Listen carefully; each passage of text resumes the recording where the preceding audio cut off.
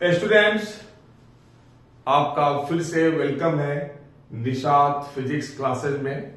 और हम तैयारी कर रहे हैं बोर्ड प्रिपरेशन 2024-25।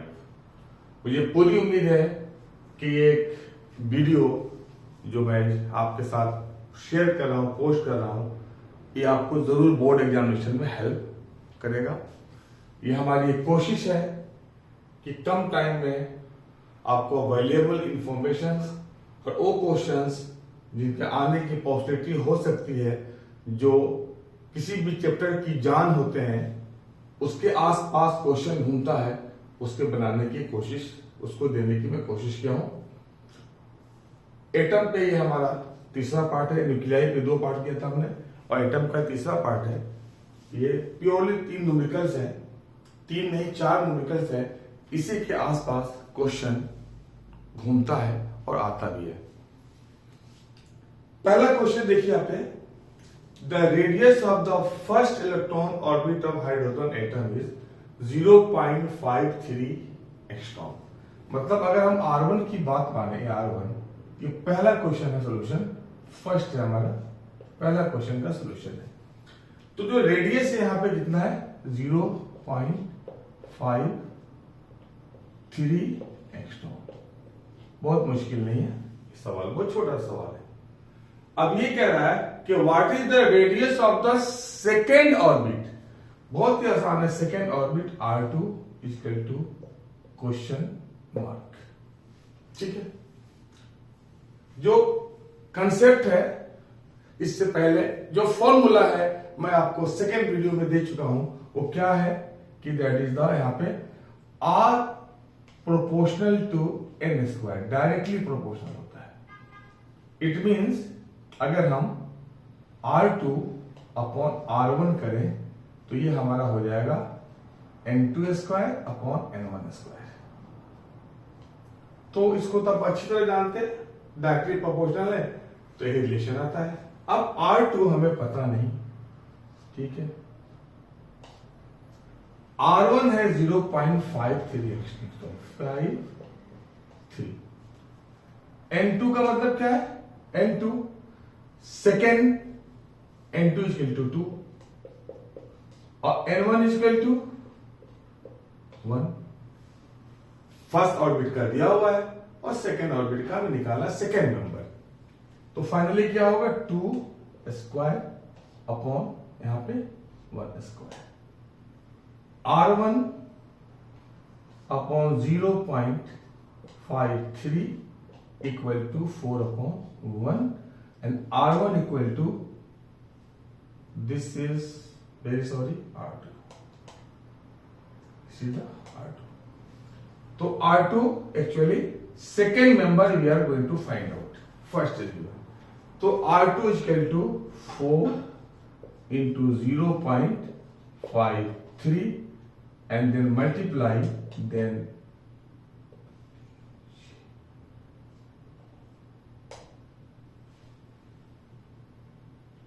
तो ये 4 से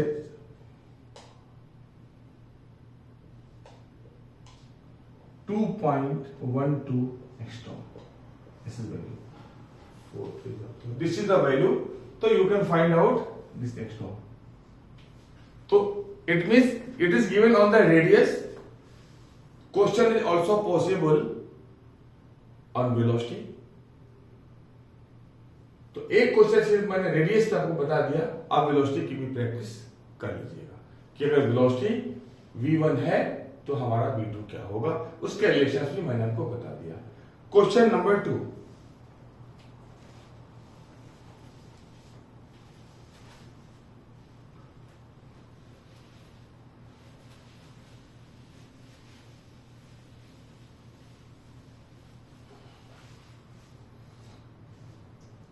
तो दिस इज डन।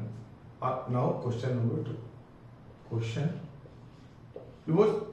और 4 क्वेश्चन, बहुत जल्दी वीडियो खत्म हो जाएगा।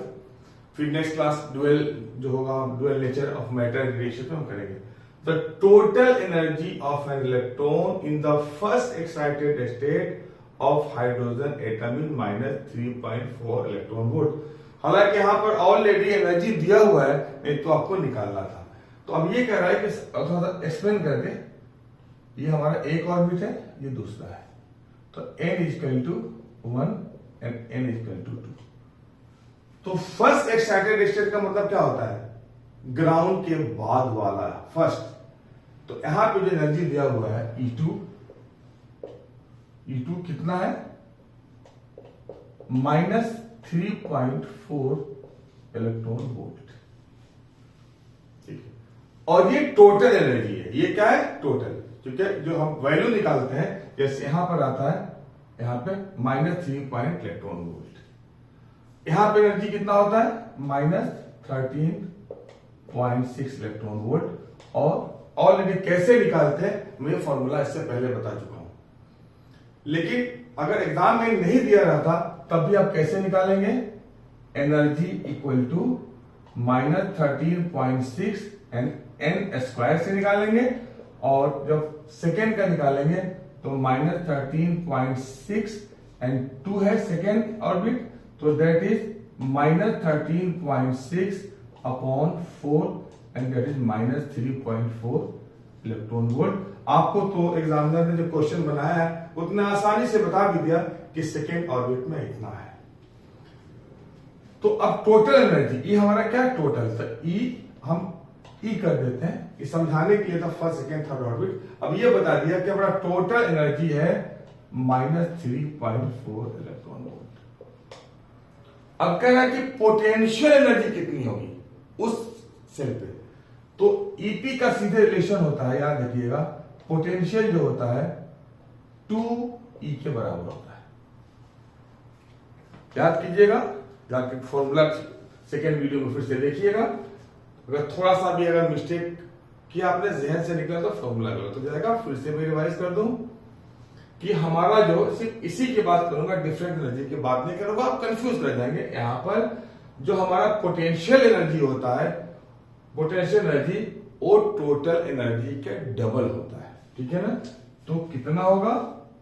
-2 and here 2 and -3.4 and that is -6.8 electron volt. देखिए कितना आसानी से आगे, छोटा सा क्वेश्चन 2 नंबर में आएगा या मल्टीपल चॉइस में आ सकता है, तो आराम से कर सकते हैं। अगर इसी में पूछता काइनेटिक एनर्जी बताइए तो क्या करता? बहुत आसान था। जो हमारा काइनेटिक एनर्जी होता है पॉजिटिव ऑफ द टोटल, मतलब -E होता है।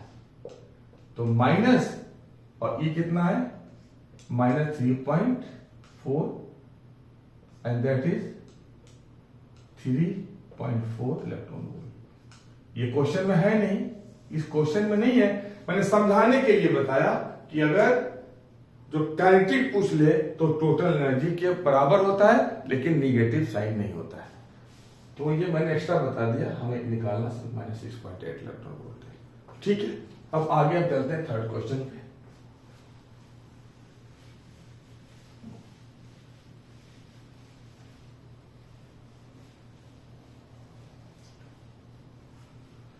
थोड़ा सा मैं एक्सप्लेन साथ साथ पीछे का कर भी देता हूं, इसलिए कि कोई जरूरी नहीं है कि सेकेंड वीडियो हमारा किसी ने देखा भी हो सकता है डायरेक्ट थर्ड ओपन करे तो उसको समझ में आ जाए। The energy level of an atom are shown in the figure. ये एनर्जी लेवल है, ठीक है ना? ये जाहिर सी बात है कि हमारा यहाँ पे अगर ऐसे देखें, टिपिकल कोई मतलब जनरली हमारा कुछ और वैल्यू होता है, लेकिन स्टूडेंट को समझने के लिए कुछ वैल्यूज दिए हुए हैं। ठीक है, -10 इलेक्ट्रॉन वोल्ट, -4 इलेक्ट्रॉन वोल्ट, ये सब दिए हुए हैं। और ए जंप कर रहा है, ये पॉइंट, अगर इसको 1 मान लें, इसको 1, ये 2, ये 3, तो डेफिनेटली जब 0 इलेक्ट्रॉन वोल्ट है हमारा ये हमारा इंफिनिटी होगा। तो ए जंप कर रहा है, ए से इंफिनिटी से, ए इंफिनिटी से थर्ड पे जंप कर रहा है। बी जंप कर रहा है इंफिनिटी से 2, और सी जंप कर रहा है थर्ड से सेकेंड, और डी जंप कर रहा है थर्ड से 1। अब सब में से कुछ ना कुछ रेडिएशन निकल रहा होगा। जैसे बता चुका हूं आपको फॉर्मूला कि अगर कोई भी दो होता है E2 - whatsoever E1 = H new, ठीक है।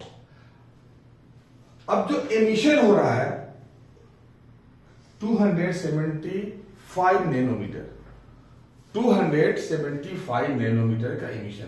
तो ये बताना है किसके ट्रांजिशन से हुआ है, कहां से कौन सा इलेक्ट्रॉन ग्राउंड लेवल पे आया है, टॉप से बॉटम की तरफ आया कि 275 नैनोमीटर एनर्जी रिलीज हो रही है। अब देखिए सीधे फॉर्मूला है, अगर डेल्टा ई की बात करें तो हमारा होता है एच न्यू होता है या एच सी अपॉन लेमडा होता है, ठीक है। Delta E frequency not given, lambda दिया हुआ है, ठीक है। तो प्लांक्स कांस्टेंट 6.62 इंटू 10 पे power -34 joule second, velocity of light 3 into 10 पे पावर 8 मीटर पर सेकेंड, और लेमडा कितना है 275 नैनोमीटर, तो 275 इंटू 10 पे पावर -9 मीटर। याद होना चाहिए आपको कि 1 नैनोमीटर इक्वल टू होता है 10 टू द पावर -9 मीटर, तो हमने मीटर में कन्वर्ट कर दिया। क्लियर? जो ये वैल्यूज है प्लांक्स कांस्टेंट का, वेलोसिटी ऑफ लाइट का, आपके क्वेश्चन पेपर में जो गाइडलाइन दिया रहता है, फर्स्ट में इंस्ट्रक्शंस होता है, उसके नीचे वैल्यूज दिए रहते हैं, तो वहां से आप चूज कर सकते हैं। और मेरे ख्याल से ये सब वैल्यूज आपको याद होना चाहिए, at least velocity of light in vacuum तो याद होना चाहिए। अब ये जो वैल्यू है ये हमारा जूल में आएगा, लेकिन ये जो ट्रांजिशन है इलेक्ट्रॉन वोल्ट में है, तो इलेक्ट्रॉन वोल्ट को कन्वर्ट करने के लिए क्या करेंगे, delta E equal to 6.62 into 10 पे पावर -34 इंटू 3 इंटू 10 पे पावर 8 एंड 275 इंटू 10 पे पावर -9 इंटू 1.6 इंटू 10 पे पावर -90। अब ये हमारा हो गया इलेक्ट्रॉन वोल्ट में। अब मैं एक चीज आपको समझा दूं, Hc ये तो कांस्टेंट होता है हमेशा। अब एग्जाम में Hc को मल्टीप्लाई करने जाइएगा तो टाइम लगेगा, तो मेरा अपना सजेशन है कि H और C का मल्टीप्लाई करके इसका वैल्यू आप माइंड में याद करके रखिए कि एग्जामिनेशन में परेशानी ना हो। तो आपकी जूल में एनर्जी निकालना आसान होगा, लेमडा होगा, लेमडा से मल्टीप्लाई डिवाइड कर दीजिएगा। अगर इलेक्ट्रॉन वोल्ट में निकालना है तो Hc अपॉन ये Hc अपॉन 1.6 इंटू 10 पे पावर -19, इसे याद रखिए। तो दो वैल्यूज अगर याद रखेंगे आप तो एग्जाम में आपको क्वेश्चन करना आसान होगा, वरना 3 घंटे के एग्जाम में लॉट ऑफ प्रेशर। तो ये Hc मेरा अभी जाकर Hc का मल्टीप्लाई करके कैलकुलेटर से इसका वैल्यू याद कर लीजिए, और Hc अपॉन ये डिवाइडेड बाय 1.6 इंटू 10 पे पावर -19, ये वैल्यू हमारा जूल में आएगा, ये हमारा इलेक्ट्रॉन वोल्ट में आएगा। तो ये वैल्यू को याद कीजिए और जब भी जरूरत पड़ेगी तो लेमडा से आप डिवाइड कर लीजिएगा। This equal to 4.5 electron volt. अब मैं कैलकुलेशन करके तब वो दिखाऊंगा, आप कीजिएगा। अब जरा गौर से देखिए, क्लियर दिख रहा है ट्रांजिशन बी, तो क्या लिखेंगे यहां पे, अगर बात करते हैं डेल्टा ई का, डेल्टा ई, तो हमें ये वैल्यू आना चाहिए। अब देखिए वैल्यू कहां से आ रहा है, 0, ये ट्रांजिशन, ये दिस ट्रांजिशन 0, और यहां पे क्या है -4.5, तो -4.5 and that is 4.5 electron volt. मतलब यह है कि जब इलेक्ट्रॉन जो बी ट्रांजिशन कहां से हो रहा है, इन्फिनिटी से सेकेंड, तो बी ट्रांजिशन में जो एनर्जी गैप है वो 4.5 इलेक्ट्रॉन वोल्ट है, और ए भी 4.5 इलेक्ट्रॉन वोल्ट आ रहा है। इसका मतलब साफ है कि बी ट्रांजिशन से ही 275 नैनोमीटर का रेडिएशन निकलेगा या फोटोन निकलेगा। Hope things are clear to everybody. आपको लोगों को अच्छे से समझ में आ गया होगा। इस तरह के कुछ क्वेश्चन और प्रैक्टिस कर लीजिएगा इसके आसपास। ये क्वेश्चन नंबर 3 था हमारा, लिख लूं मैं, सेकेंड नहीं, फिर क्वेश्चन 3 था। अब आप question 4।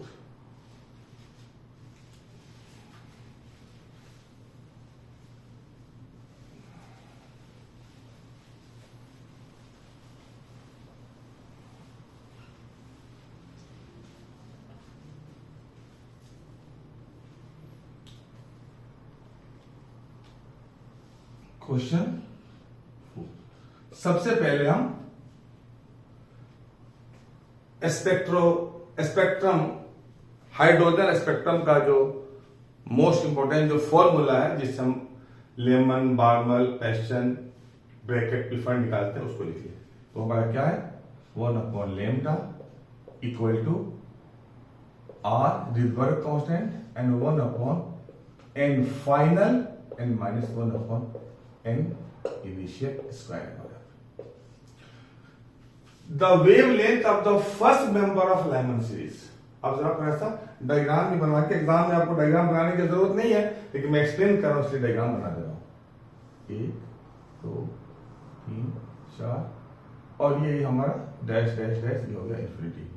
n equal to 1, n equal to 2, n equal to 3, n equal to 4 and n equal to 5।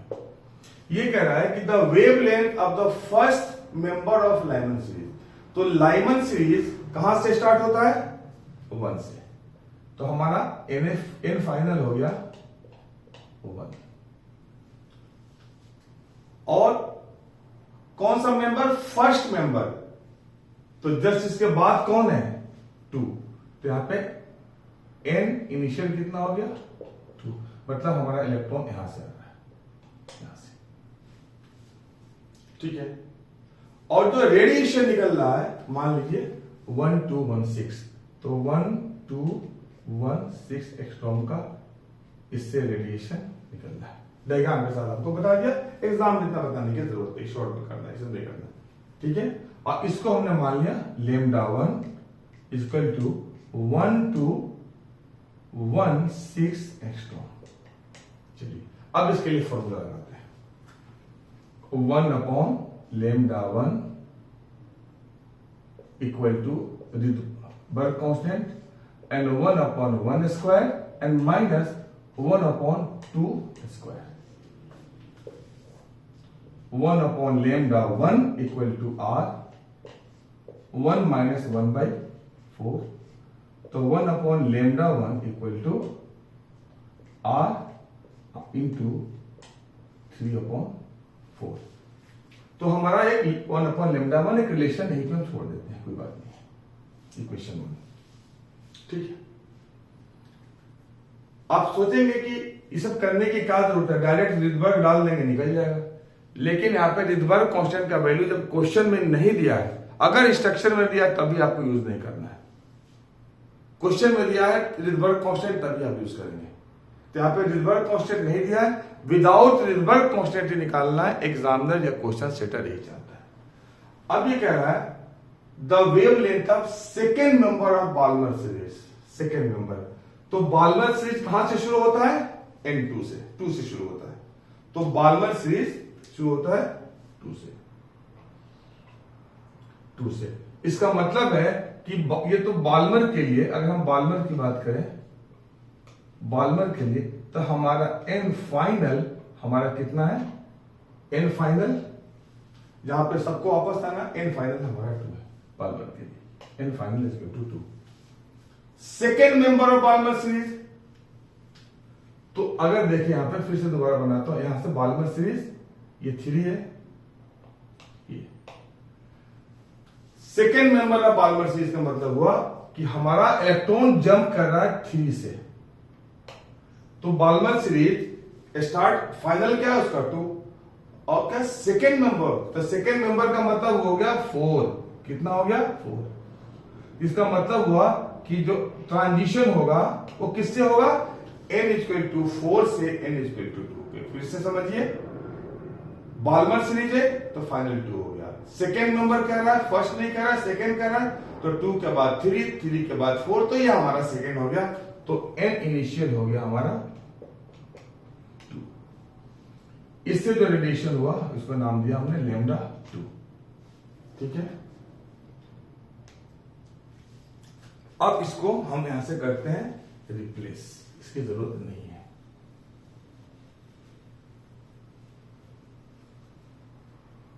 इसको हम यहां से रिप्लेस करते हैं। अब 1/λ2 रिडबर्ग कांस्टेंट, बाल्मर का फाइनल क्या है 1/2, तो 2 square n minus second member of Balmer, मतलब हमारा एन फाइनल कितना, इनिशियल हमारा यहां पर कितना है 4 है, तो ये कितना हो गया 1/4 स्क्वायर। तो क्लियर है यहां पे सेकेंड मेंबर बाल्मर स्टार्ट होता है 2 से, और सेकेंड मेंबर का मतलब फर्स्ट मेंबर तीसरा और सेकेंड मेंबर चौथा। 1/λ2 फिर टू r, और ये हो गया 1/4 n माइनस 1/16।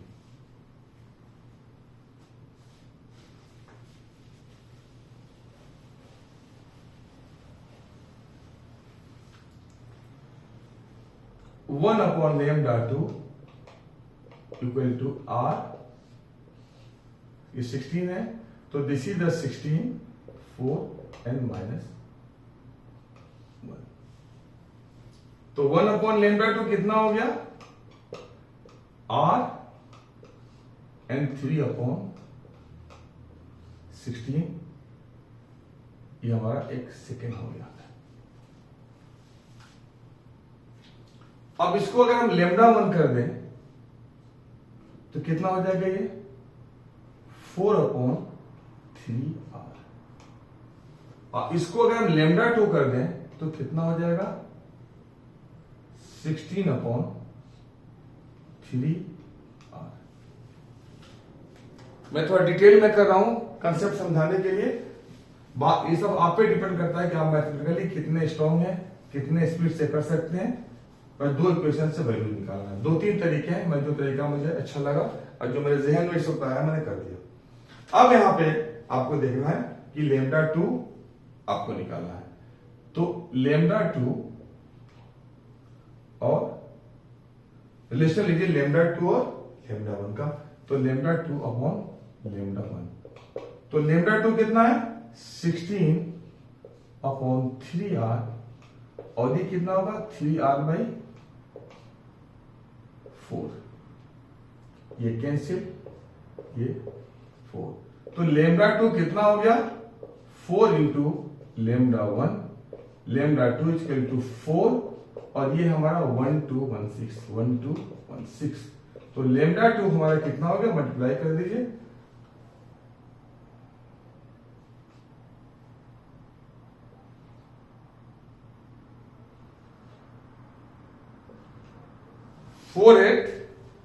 इसका वैल्यू होगा 4864 एंगस्ट्रॉम, ये हमारा वैल्यू हो गया।